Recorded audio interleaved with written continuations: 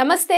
Welcome to our channel. ప్రస్తుతం మనతో దత్త వ్యవస్థాపకురాలు, Narisena founder Lata బొట్ల గారు ఉన్నారు. వారితో మాట్లాడదాం. నమస్తే మేడం. నమస్తే అమ్మా. మేడం, సంక్రాంతి, కనుమ పండుగ అసలు చూడాలి అంటే మనం పల్లెటూరులోనే చూడాలి. సంక్రాంతి పండుగ దాని వైభవం అంతా పల్లెటూరులోనే చూడాలి.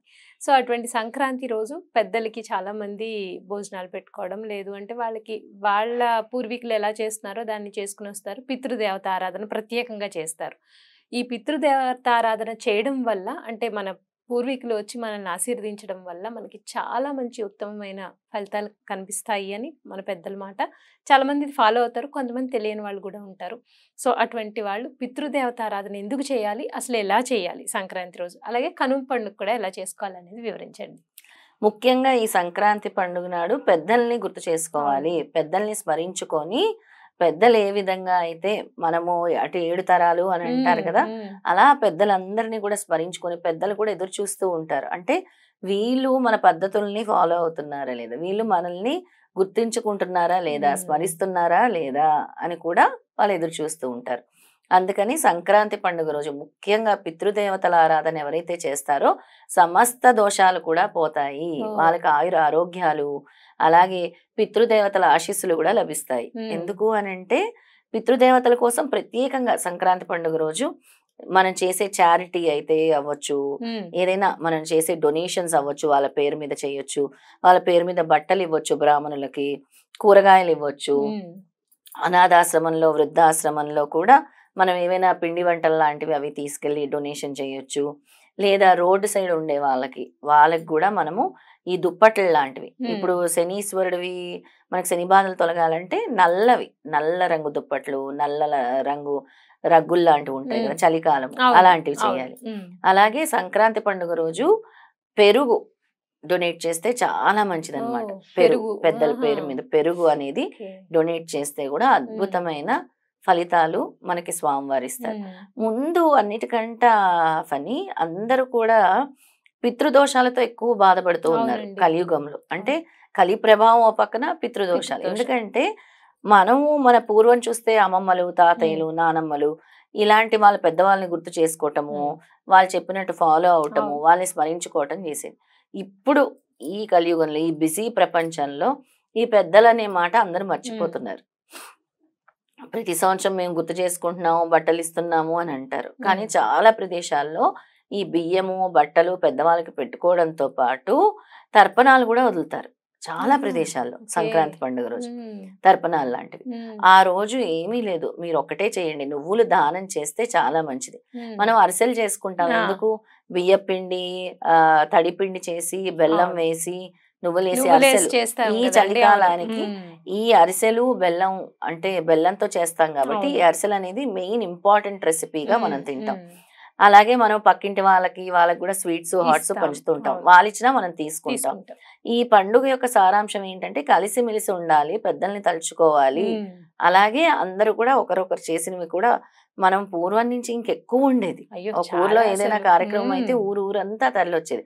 ఒక ఇంట్లో బాధ వచ్చినా కూడా అందరు తరలొచ్చేవారు. ఇప్పుడు అలా భాగం పంచుకునే, ఇప్పుడు కష్ట సుఖాల్లో భాగం పంచుకునే వాళ్ళు సిటీల్లో లేరు, తక్కువైపోయింది.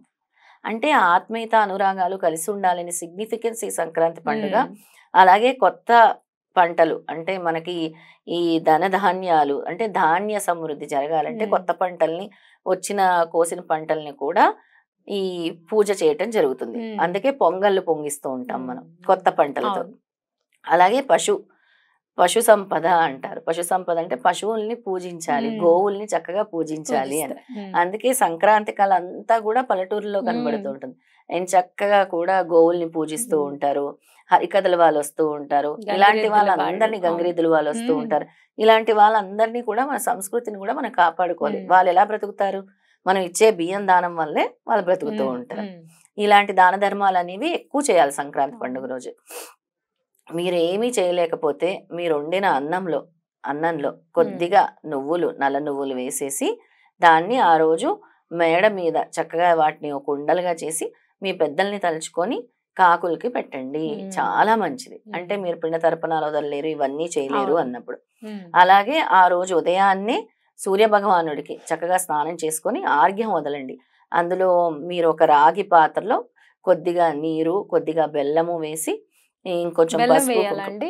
బెల్లపు పొడి, అదే బెల్లపు కొంచెం పొడి బెల్లం లాంటిది వేయాలి. వేసి, పసుపు, కుంకుమ, అక్షింతలు వేసి సూర్య భగవానుడికి ఆర్ఘ్యం వదలండి. ఓం సూర్యాయ నమః అని. ఎవరైనా సరే, ఎందుకు అంటే సూర్యరశ్మి తాకిన వారు ఆరోగ్యవంతులుగా ఉంటారు. అవును. ఆ రోజు సూర్యుడికి ఆర్ఘ్యం వదిలి ఈ సంవత్సరం అంతా బాగుండాలి, పాడి పంటలు బాగా పండాలి, పశు సంపద చక్కగా ఉండాలి, పశువులు చక్కగా ఉండాలి అని అందరూ కూడా నమస్కారం చేసుకోవాలి. ఆ విధంగా సూర్యారాధన, సంక్రాంతి పండుగ రోజు సూర్యారాధన, ఈశ్వరారాధన, విష్ణు ఆరాధన, లక్ష్మీదేవి ఆరాధన కూడా చేస్తే మంచి ఉత్తమ ఫలితాలు వస్తాయి. ఆ రోజు తప్పకుండా కొత్త బట్టలు అనేవి ఏమి తెచ్చుకున్నా కూడా ముందు పెద్దలకి పెట్టి సమర్పించి తర్వాతే మీరు కొత్త బట్టలు ధరించాలి. పెద్దల్ని స్మరించకుండా, పెద్దలకు పెట్టకుండా ఇలాంటివి ఏమి కూడా మీరు వేసుకోవటం అది చేయకూడదు. రైట్. ఇక కనుమ పండుగ విషయానికి వస్తే చెప్పండి మేడం. కనుమ పండుగకి మనం అంతా కూడా చేస్తూ ఉంటాం. ఎలాంటి ముగ్గు వేస్తాం? రథం ముగ్గు వేసుకుంటాం ఇంటి ముందు. ముఖ్యమైనది ముగ్గు కూడా. ముగ్గుతోనే లక్ష్మీదేవి వస్తుంది. సంక్రాంతి అంటేనే రంగవల్లులు, రంగవల్లులు ఇంటి ముందు ఉంటాయి. అలాగే గడప పూజ కూడా చాలా ఇంపార్టెంట్ సంక్రాంతికి కూడా. గడప పూజ చక్కగా చేసి వరిపిండితో ఎవరైతే ముగ్గేస్తారో ఆ వరిపిండి అనేది కూడా మనం చీమలకు ఆహారంగా వేస్తున్నాం. వరిపిండి గాని ఇంకొంతమంది చిన్న చిన్న పంచదార కూడా అక్కడ నైవేద్యంగా పెడతారు నల్ల చీమల కోసం అని. ఎప్పుడైతే నల్ల చీమలు వచ్చి మీరు పెట్టిన పంచదారని, ఈ వరిపిండిని స్వీకరిస్తాయో మీకు ఉండేటటువంటి ఆర్థిక నష్టాల నుంచి బయటపడతారు. అలాగే ఆర్థిక బాధల నుంచి ఆరోగ్యవంతులుగా కూడా ఉంటారు. ఈ చీమలకు అనేది ఆహారం వేయాలి ఆ రోజు తప్పకుండా. అలా వేయటం వల్ల మీకుండే సమస్యలన్నీ కూడా దూరం అవుతాయి. ఈ కనుమ పండుగ నాడు ముఖ్యంగా పశువుల్ని పూజించుకుంటాము. అలాగే చాలా చోట్ల పందాలు అవుతూ ఉంటాయి. అలాగే ఎడ్ల బండ్ల ఇది కూడా అవుతూ ఉంటుంది. ఆ పందాలు కూడా అవుతుంటాయి, కోళ్ల పందాలు అవుతుంటాయి. నైవేద్యం పెడతారు. అలాగే మన రథం ముగ్గు వేస్తాము. ఆ కనుమ పండుగ కూడా ఏంటంటే మన పశు సమృద్ధి జరగాలి అనేది కనుమ పండుగ ముఖ్యంగా మనం జరుపుకుంటాం అనమాట. అవి ఉంటేనే కదా గోమాత అంటే మనకి కన్న తల్లి ఎలాగో గోమాత అలాగనమాట. ఆ విధంగా అందరు కలిసిమెలిసి జరుపుకునేది. ముఖ్యంగా పితృదేవతల్ని గుర్తుంచుకునే పండగ ఈ సంక్రాంతి.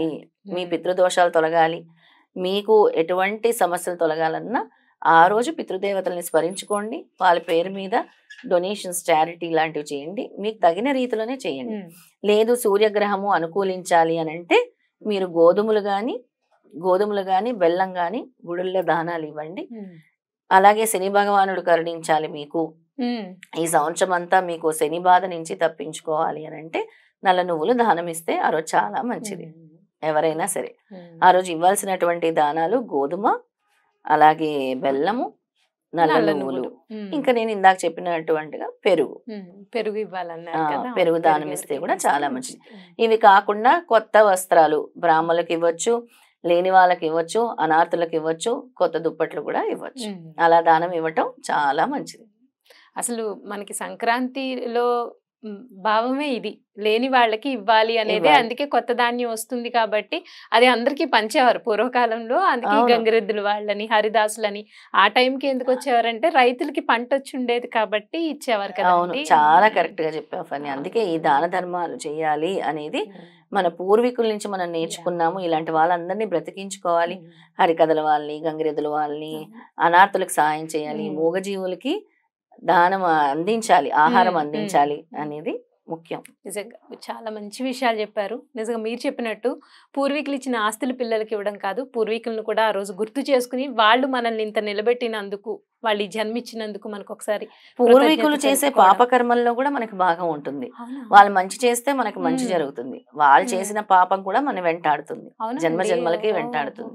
మన పూర్వీకులు చేసిన పాప పుణ్యాలు మనకు వస్తాయి. మనకి 3rd 4th జనరేషన్ పిల్లలకి తప్పకుండా వస్తూ ఉంటాయి.